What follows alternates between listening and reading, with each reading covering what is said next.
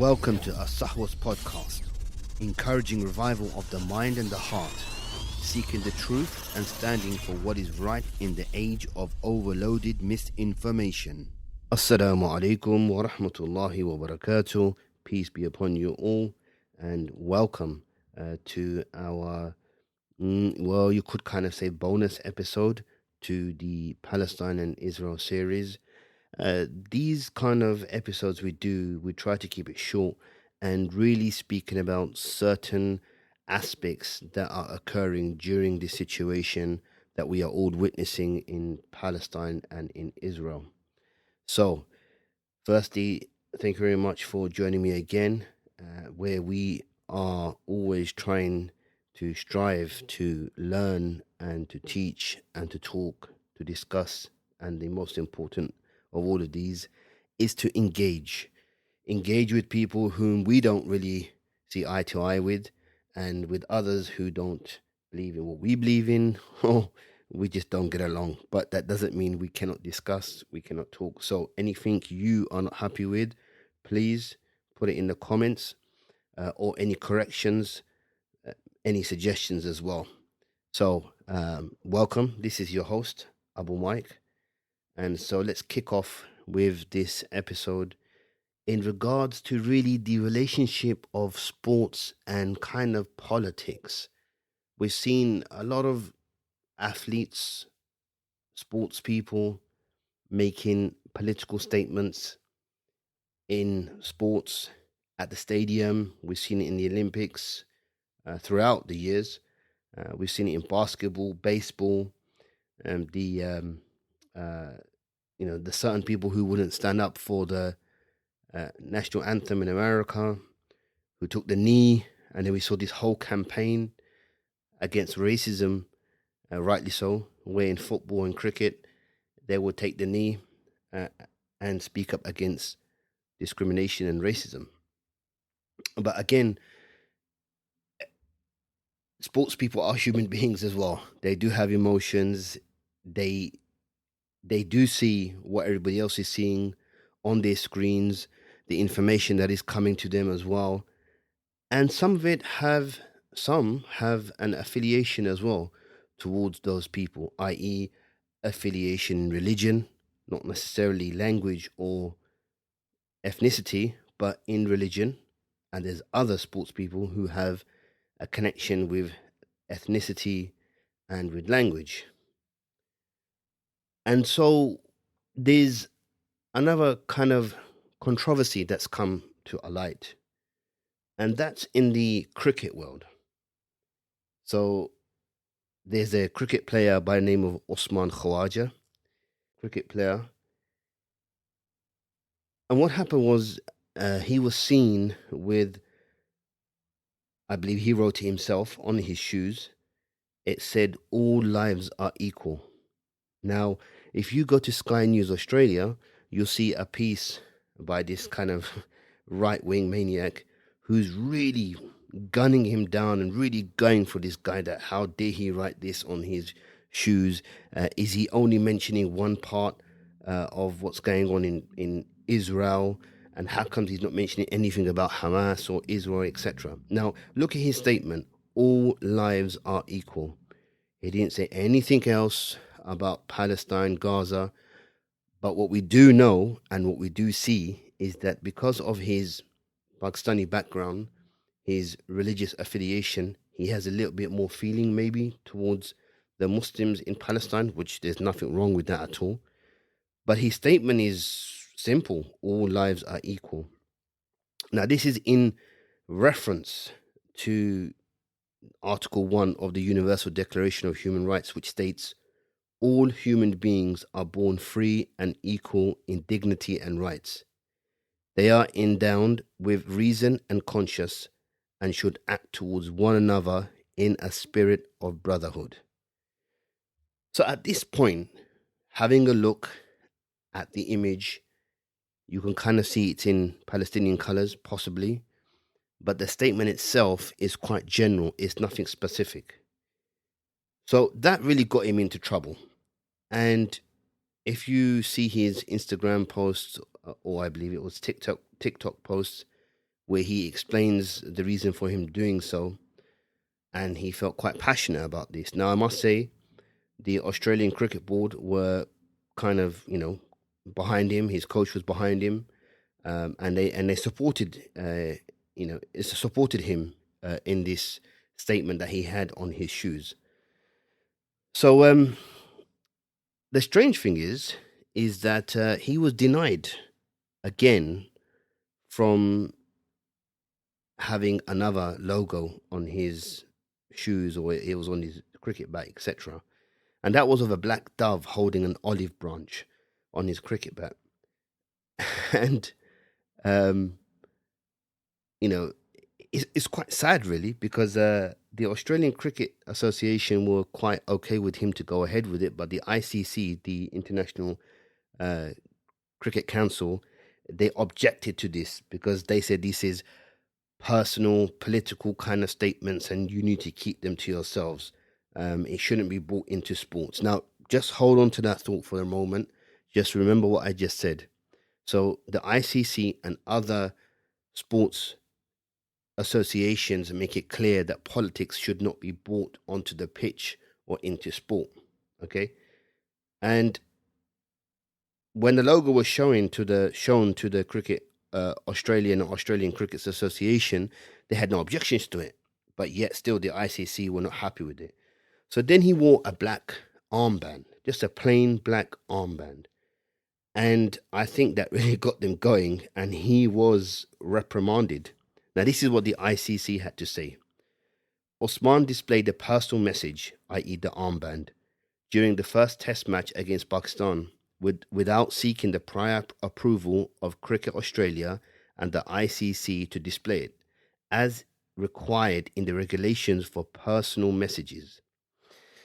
So when he wrote that little statement onto his shoes, they made such a big deal about it. Then he asked for permission to have the black dove with the olive branch, and that was denied also. And then he had this simple black band on his arm to show support to the destitute people of Palestine. And what do we find? Because, it's a bit obvious, isn't it, that you've got hundreds and thousands of people and maybe even more around the world watching it on TV, listening to it on social media, on radio, etc. And you want to get a message across, whatever it is, against racism, against genocide, against a massacre, making a political statement maybe about the environment, whatever it is. You as a celebrity, a sports celebrity now, do hold some sort of responsibility, and at the same time you have a voice that can be projected to thousands, hundreds and thousands of people. So why should you not use it?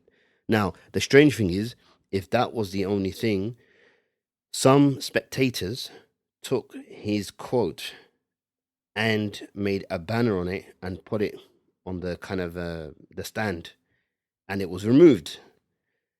So the stadium, they stated, a sign was removed because it contravened Cricket Australia's terms and conditions of entry. And then those particular spectators were also removed, and they said some patrons were removed because of the antisocial behavior, not because of the sign. Now, I just find that hard to believe, really and truly.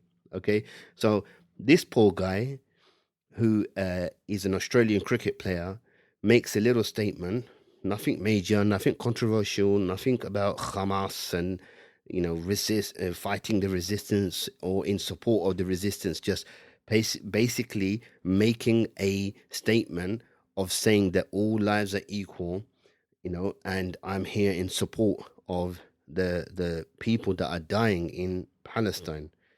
Now, cast your mind back to 2014. The English cricket player Moeen Ali, he was banned by the ICC for wearing a wristband while playing for England, obviously. What did the wristband say? It had a logo of the Palestinian flag and it said Free Palestine. He got banned from it, from one or two matches, I believe, or from maybe even from the series. I can't remember now. But anyway, he got banned during that time just for wearing that Free Palestine wristband. I, right. So just remember all of this, what we are just discussing for the moment, because I'm going to show you the quite the opposite in a bit. South Africa leg spinner Imran Tahir was reprimanded for showing off an image of a Pakistan pop singer Junaid Jamshed, who died in 2016 underneath his t-shirt during the T20s against Sri Lanka in 2017. He was reprimanded for showing a picture, an image of Junaid Jamshed, okay, a pop singer who became quite religious and he died. So how's that political? I just don't really see it. Or it's a personal message saying what? It's not, you know, he's not somebody that was known, I don't think, in Sri Lanka to be, going to cause any kind of issues by showing Junaid Jamshed's image, right? But I'm just saying, look at the connections that you're seeing at the moment. Usman Raja, Moin Ali, and then you had Imran Tahir. What do they have in common? They seem to be Muslim. That's the theme that I am seeing at the moment. However, now we're gonna show you something now. In 2019, the Indian cricket team was granted permission to wear camouflage caps during their match in Australia in 2019.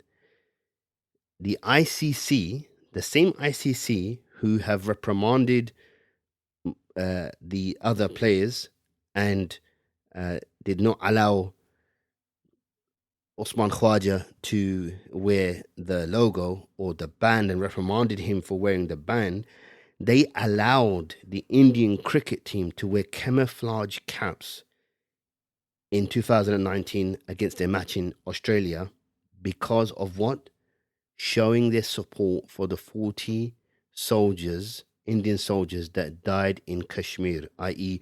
killed by separatists in Kashmir. They were granted permission. Okay. Then there was another cricket player, again in 2019. He had a military insignia on his wicket-keeping gloves during the World Cup. Okay. Now look at the attitude of ICC. They requested Dhoni to remove the insignia, but they added that even though we've requested, we will not fine him. Now, I just find that a little bit hypocritical at this point. Okay? But hold on a second. It doesn't just stop there, right? You would think that was in 2014, 19, 17, and now maybe it's a bit different. Maybe, well, okay, if that's the case. Now, I was quite surprised actually to find out that Ukraine has a cricket federation, which I just thought bizarre because you don't really hear anybody else in Europe except for England playing cricket. Anyhow, 28th of February 2022. Let me read you this letter. To our friends at the Ukraine Cricket Federation, on behalf of everyone at Middlesex County Cricket Club and the cricket family, we write to offer you our support, solidarity, deepest sympathies in these times of unprecedented horror that Ukraine is experiencing. Anyway, the letter goes on, and then it says in its third paragraph, it is easy to say that cricket is merely a sport. However, we know from the work we do ourselves with communities across our own country and within the boroughs of London that in those who benefit from the involvement in the game is so much more. Carries on and carries on. And it says, to all those in Ukraine Cricket Federation and to the thousands of participants who enjoy the game in your country, you have our unwavering support. Our prayers are with you. Andrew Cornish, Chief Executive Officer, on behalf of the Middlesex Cricket and the Middlesex Cricket family.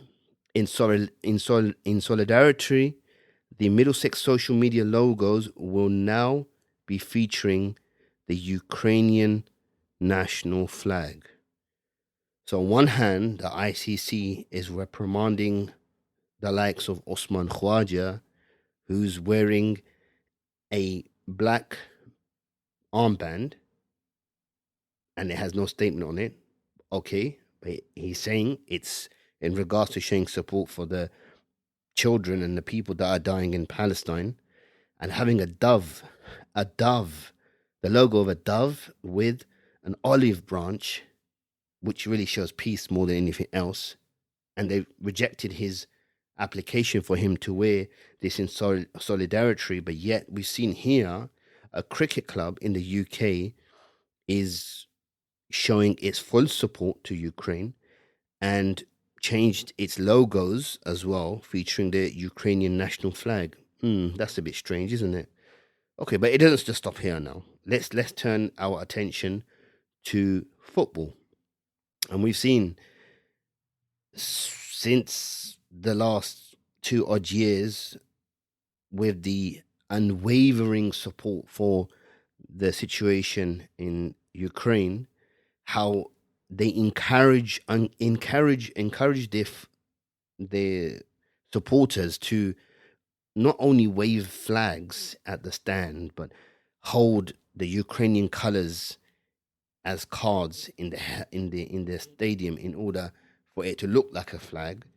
But then they had those massive posters and the digital posters, saying football stand together, but in Ukrainian colors. Again, I just see a little bit of hypocrisy here. Let's just mention the issue of another football club in Glasgow, the Celtic or the Celtic, depends how you want to pronounce it. In English, they will pronounce it as the Celtic people, but when they mention the football team, they'll say Celtic. But in Irish Gaelic, it's actually Celtic. So I'm going to stick with Celtic. It sounds a bit better than saying Celtic. But anyhow, whatever you want to say, Celtic or Celtic, however you want to say it. But anyway, now the Celtic fans, as they're known as the Green Brigade, the Green Brigade.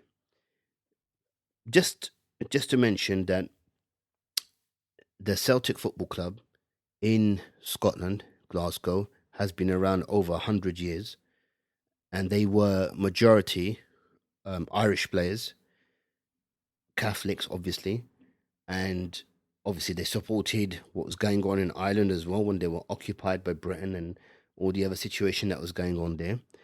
So they have this kind of feeling for people who are being oppressed around the world. And hence the reason why they have come out in support, in mass support of the Palestinian people for the past many, many years. But recently, they were warned not to fly the Palestinian flags at one of the matches. I think it was against Spain. In last month, they were fined over $19,000 because of them waving the flags. And they had these massive banners which said "Free Palestine" and "Victory to the Resistance." And the club was also fined as well for their fans for flying the flag. So I find it really kind of hypocritical where you are telling one side of supporters, football players, cricket players, you're not allowed to be political. You shouldn't bring your personal messages on the pitch. But yet we've just shown the hypocrisy where 3 Muslim players have been reprimanded, banned, and probably fined as well in some of the situations. I'm not talking about this particular situation, but yet you had the Indian cricket team that was allowed to wear armbands and wear camouflage hats in support of Indian troops being killed in Kashmir by separatists. And the language used, they requested Dhoni, who had the insignia, the army insignia on his wicket-keeping gloves, they requested for him to remove it, and they did not intend to fine him. But yet, 3 Muslim cricket players were reprimanded and banned because they mentioned, two of them mentioned the issue of Palestine. And yet we see the football here. The Liverpool fans not long ago were waving flags, the Palestinian flags. Some of them even came onto the pitch with the Palestinian flags. And I heard that some of the flags they did try to take off some of the flags, but they didn't. I don't think they find any of the Liverpool supporters, but you can see the clear hypocrisy in the sports governing bodies when they are taking sides and then they're speaking about being impartial. If sport is to be impartial, then it needs to be impartial and balanced across the board. So there you have it, ladies and gentlemen, my brothers and sisters, the hypocrisy that we are seeing in sport in taking political sides. It's quite a sad set of affairs. And I would maybe write not necessarily a complaint, but more of an explanation, to ask an explanation from these governing bodies to why are you taking one kind of a side then to the other. If you want to be impartial, then it should be across the board and not choose here or there. Thank you very much for joining me once again. I hope to see you in our next episode. And please don't forget, there are episodes before this that you may have missed. It'd be great for you to catch up and understand the situation in Palestine and Israel, and with all the research that we have done. And we definitely would appreciate your comments, your corrections, your suggestions. So please leave them in the comment section. Subscribe, thumbs up, and if you're not happy, then thumbs down. Not a problem. We're happy with it, and we'll speak to you soon. Take care. Assalamu alaikum wa rahmatullahi wa barakatuh.